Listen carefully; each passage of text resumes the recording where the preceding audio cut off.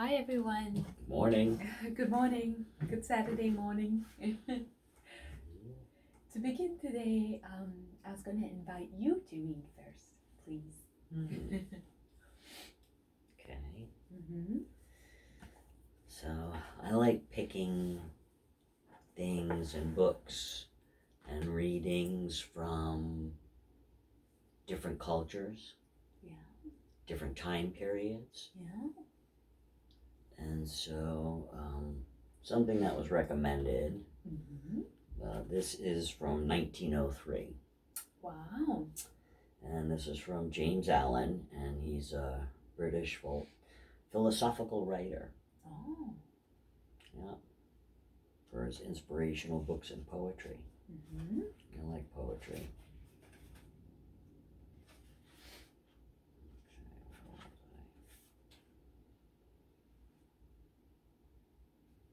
Okay, I think I had a couple of them. Sure.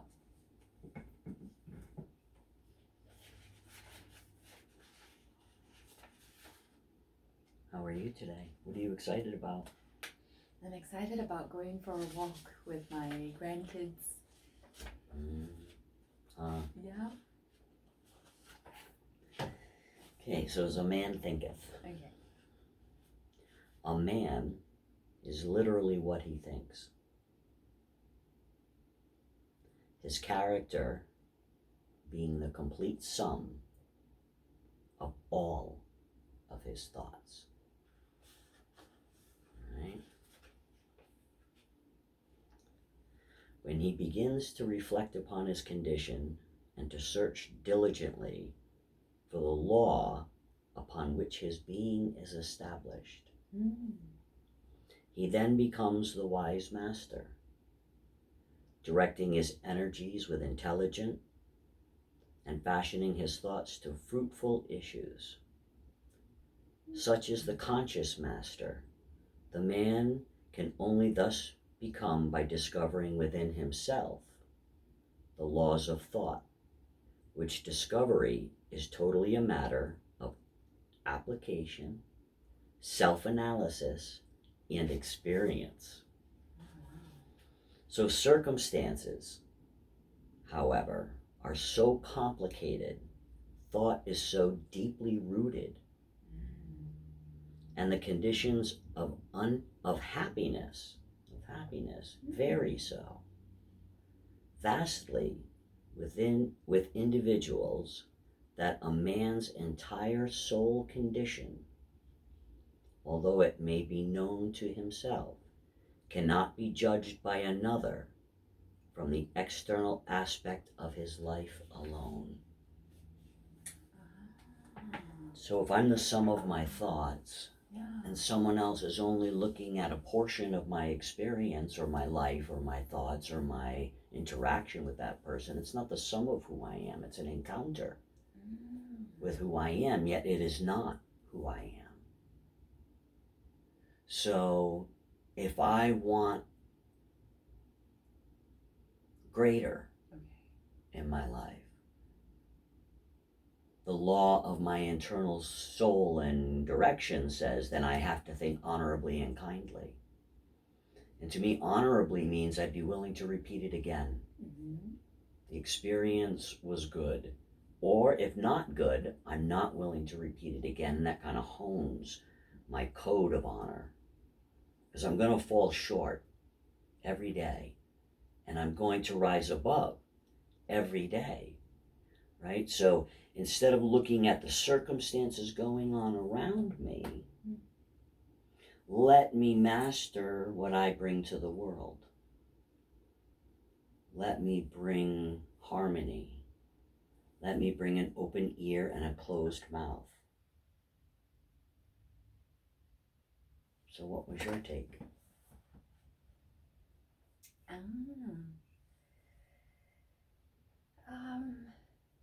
Yeah, I can definitely see what you're saying too, and what came from that. It seemed to be about mastering the inner world quite a bit, and that, do not judge a book by its cover kind of stuff, Including ourselves. Yeah.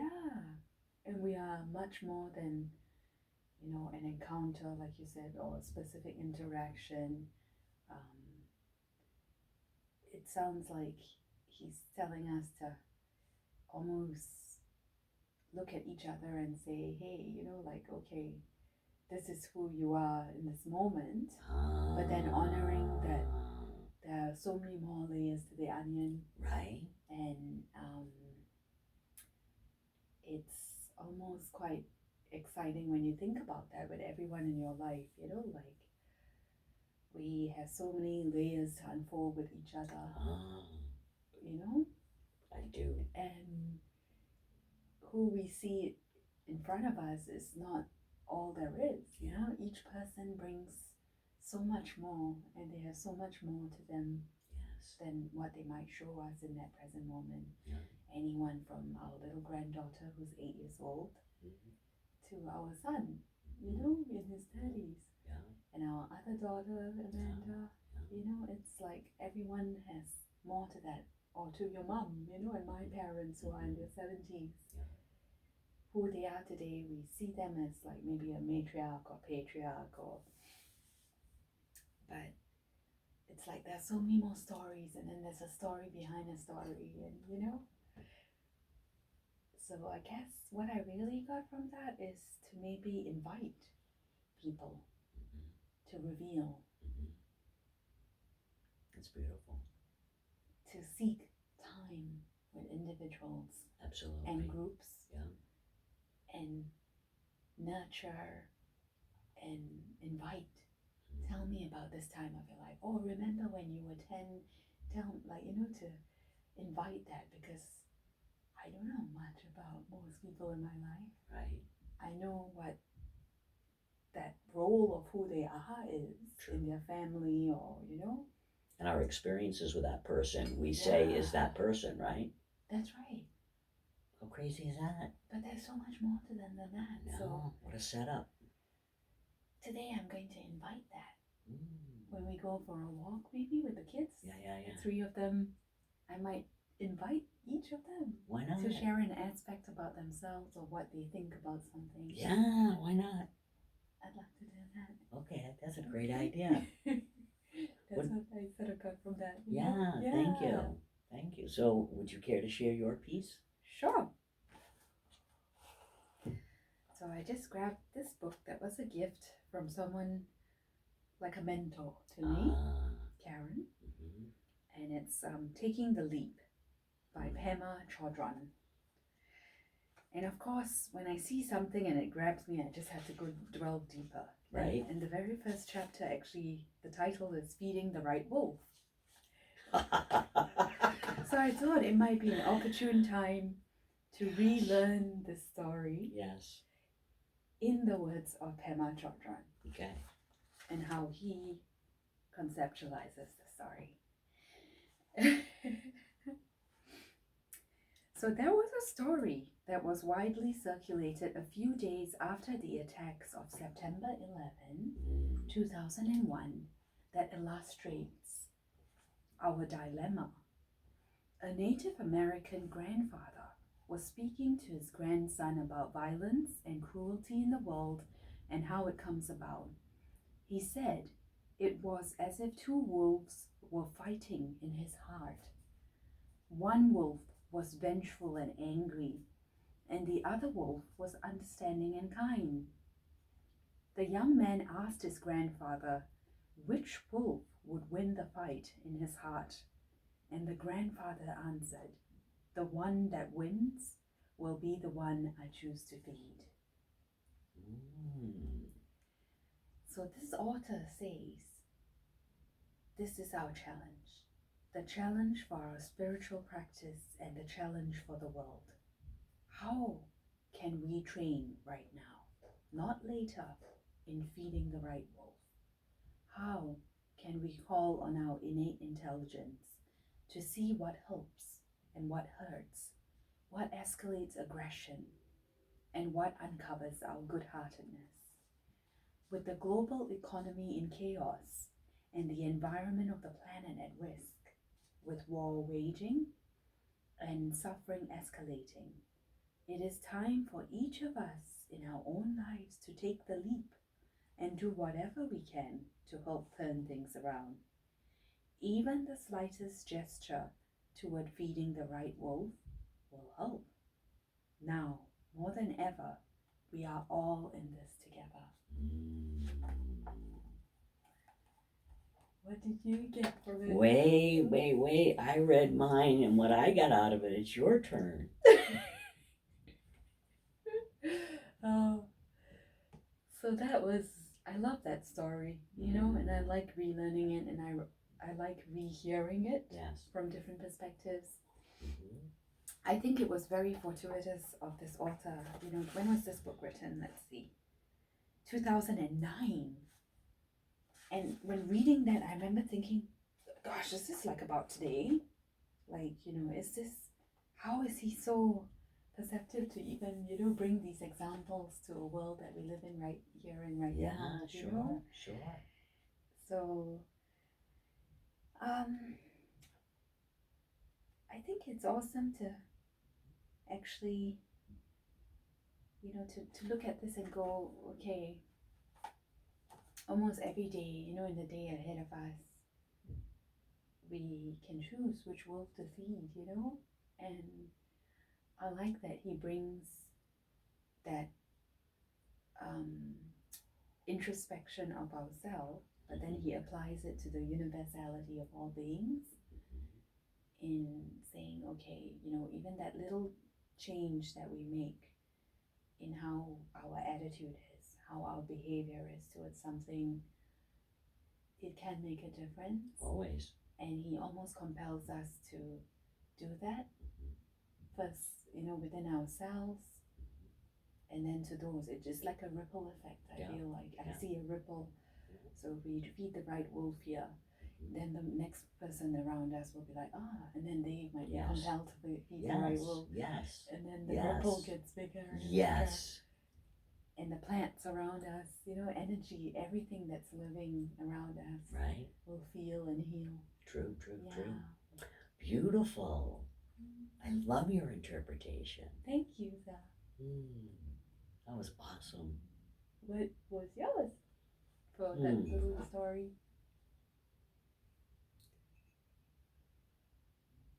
I don't like to use a gender for definition or declaration. However, if we want to talk about what it's normally like, okay, today my perception is that you are the most amazing woman talker I've ever met, right? You're vulnerable, authentic, genuine, real, honest, curious, intuitive, right? All of these things. And you see the lyrical connections of unfolding. You know, you and I have often used the reference of tossing a stone into a lake and the ripple going out. Right? That moment, I wish I hadn't said that, because now that's going to ripple into those lives, and gossip may be generated, and I participated in that, right? So we have that universal language between you and I. However, interpretation and approach are magically different. What suits for each of us is the same lesson. It's the same lesson, yet our perceptions come from different sources. So in the reading I did today, I talked about mastering the inner world, because the circumstances are an outcome or an influence of. So our character, my identity, is my identity the same or different than my character? Okay, so that's a guy's thought. Does my thinking and my actions align? Am I an honorable man? Well, it would be tough to be honorable with dishonest thoughts. Yeah. Like you said. However, yours was an unfolding and a curious exploration where, as a guy, I'm going to the linear solution, as I think I am, and you do as I am, I think. Yeah. I think I am. Yes, that would be true, huh? Ah, I can't help but notice that it's very true. right? Wow. Yeah.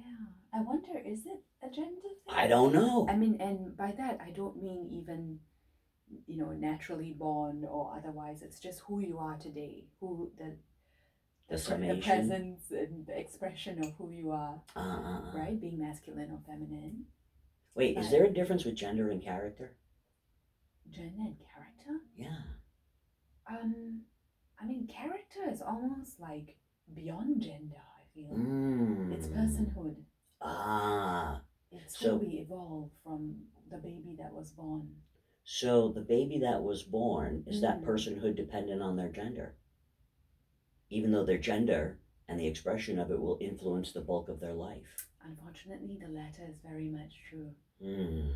And I think it there's a lot to say with that and how we bring babies into this world. I'm almost thinking as a midwife, in the future, like that baby is a little person, right?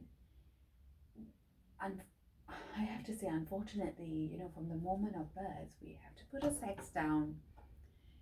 It's based on how you appear with your organs, right? Think of that for a second. How much of my organs are my character? Exactly, none. It's just a small part of the pie, your sexuality. And even that is such an intimate, and it's not like we go walk around and say, hey, I'm a guy, or look at my vagina, I'm a guy. Right. I have a vagina, therefore I am. Ah, high five, sister. It's really silly when you think about it, So- that it's all based on just looking at a baby and going, hey, because you have a Willy Wonka going on, you're a boy. And then this boy is already being assigned that path of life. It's like off he goes down the chute of manhood versus womanhood. All right, let's stop there. I think that might be the crux. How do you think it's the crux? Can we suspend our own expectation of our behavior based on our gender? A good woman does this, a good man does that. An honest woman does this, a bad woman does that. Now, is bad dishonest? Who is she really dishonest with, herself or others or both? And because we only get a piece of each other at any given time, we never know that person through experience, maybe through exchange, interaction, which is a summation of my thoughts taking in whatever you say based on male or female.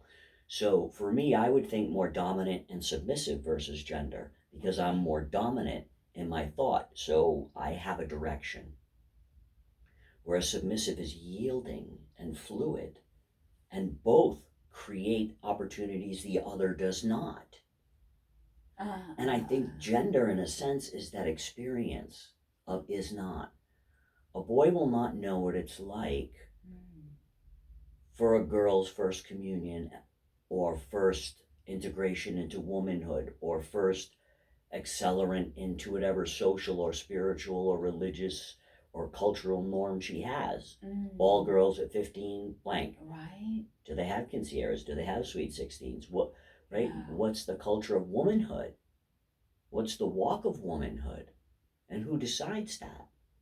Exactly. Because in the long necks, you may be a good woman to have many rings. Or in our society, a short neck is usually, chromosomal challenge or genetic challenge, right? Yeah. So male and female are both perspectives as well. Because I've lived both in my adult life, especially. Exactly. Almost 50-50. And how do I think of myself as a woman and how do I think of myself as a man? And how do you think of yourself as a person? Bingo. Like, would you say, actually, you would be the the one to ask this question. Would you say that your gender assignment at birth and then your gender assignment of choice later on, did either or both define your character, change your character, affect Yes. who you are? Yes. And how? Holy shit, that's a whole nother. So, So, all right. Interesting when you said gender of choice. I don't believe I have a choice. Okay? When I was 5, I was shirtless in a trailer park climbing trees and honing sticks. Okay. And catching frogs, putting them in jars, and all the quote unquote boy things. And I wore dresses until I legally didn't have to. Yeah. 3rd grade. And then I had a choice. So is my gender consent or not? Is my gender definition consent or not? Do I have my own consent to determine my gender? Ought I not be the one who decides? Right. Every person's anatomically different. Yeah. So that can't be a basis. Yeah. Period. We're different shapes, we're different sizes, we're different colors, we're different densities. Every human is different. There is no one pill fits all. No such thing. No such thing. So at times I would look at the cultural influences around me and determine my fluidity within them. And then later on I came to understand that it was the lack of fluidity within myself that caused such polarizations. Why do I have to be male or female? What the hell is that? What is that? You know, okay, so take off the person's head and there you have the body. Is that me? Is that me? That's the question. So my consent, I don't consent to my heart beating yet. Obviously I must, it's still beating. Right. That's autonomic consent. I consent to gravity because I choose to walk. Right? So gender and these other constructs, for me, I guess what I'm trying to help understand are polarizations, and I don't have a good vocabulary for that. So my experiences of gender have been consistent. Yeah. Consistent. I am who I am no matter where I go. No matter what you put on me on the outside. Yeah. No matter where my hair is or isn't. Yes. No matter where my skin is or isn't. Yeah. I am the summation of all of that. You can't put me in a box. Do you think gender stifles us by having to operate in gender roles in society? That's the difference. Gender doesn't stifle us. It's the expectations that we place on other people that are the stifling component. You know, when I'm walking in the woods shirtless, my gender isn't an issue. When I was walking in the shirtless and had 36C breasts that had, you know, created and given and fed life. Yeah. 2 totally different experiences. And yet who I am is the same at the core. The law of who I am is the same. What makes me me. Yeah. What makes me me. And that's always changing. So my challenge today is to stop self-limiting because men don't. Yeah. And I've had since men don't since I was 5. My body experiences may have been different, but my mind has never changed. You know, people in my teenage and 20 years, if you talk to them, totally different role. Oh my God. Diana was 100 times more masculine than Rock ever has been in presentation. That's what I've heard from them, right? True. And The stereotypical, feminine, let me say yes. Stereotypical. Oh, the stereotypical mold of what is masculine and feminine, right? Perfect. Because we didn't have freedom. No, we were put in a mold. In a box. And then it's like the whole purpose of life is to come out of that mold. Bingo. Whether it's about gender, whether it's about this or that. It's past stuff. It seems to be. Huh? Is it not? Yeah. Great summation. Wow. Step out of the box. Yeah. How are you stepping out of the box today? Well, I'm going to take a walk with you and the kids down below in about 5 minutes, and I'm going to get out of the box of what I say is my normal home. I'm going to experience life and come back to a different home because I'll be in a different place. Right. That's how I choose to live. Yeah. excitedly with you. Oh, and me, you too. Thank you for sharing your thoughts about that and your experience. You know, for being so open to share about having lived as much as you did in both, you know, True. assigned roles, right? Ah, Of what society how about expects. interpreted roles of who I am? Yeah, Interpretation. You know, we need a new vocabulary for we people. do. It sucks. We need a new vocabulary. I just feel so like, yeah, You want to find one? I would love to. All right. Why don't we do that for our next lesson? Okay. I Yeah. sure do love you. I love you.